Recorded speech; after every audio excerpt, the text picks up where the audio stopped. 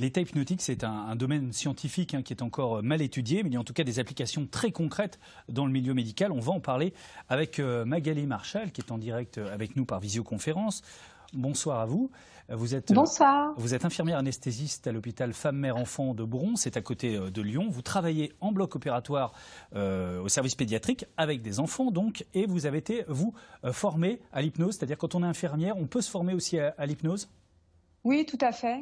C'est des formations que l'hôpital propose maintenant parce que justement, on a prouvé l'efficacité de ces techniques pour accompagner nos patients avec plus de confort lors des soins, lors du passage au bloc opératoire, par exemple.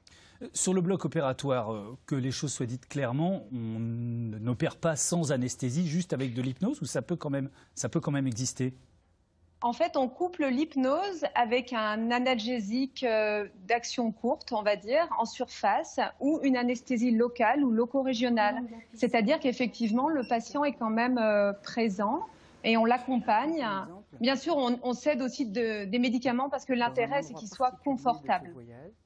Frédéric le disait tout à l'heure, un des gros avantages de l'hypnose, c'est quoi? C'est que justement, on n'a pas besoin d'avoir des anesthésies qui sont trop fortes ou trop médicamentées? Oui, tout à fait. On économise, si vous voulez, entre guillemets, des médicaments puisque le patient consomme moins de médicaments analgésiques anesthésiques pendant l'intervention. Quand il a une préparation en hypnose, ça fait diminuer l'anxiété. Et l'anxiété, on le sait, en fait, elle va favoriser de la consommation des médicaments, une mauvaise réhabilitation après.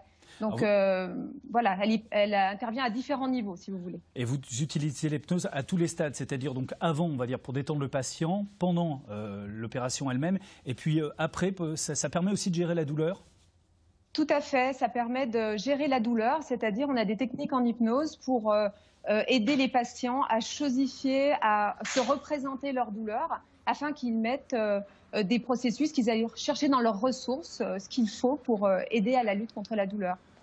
Ce que vous dites, c'est que parfois la douleur, elle est émotionnelle, c'est-à-dire qu'on peut se déconnecter donc de cette émotion grâce à l'hypnose? Oui, en fait, la douleur, elle est multifactorielle et on le sait maintenant, il y a une part d'émotion.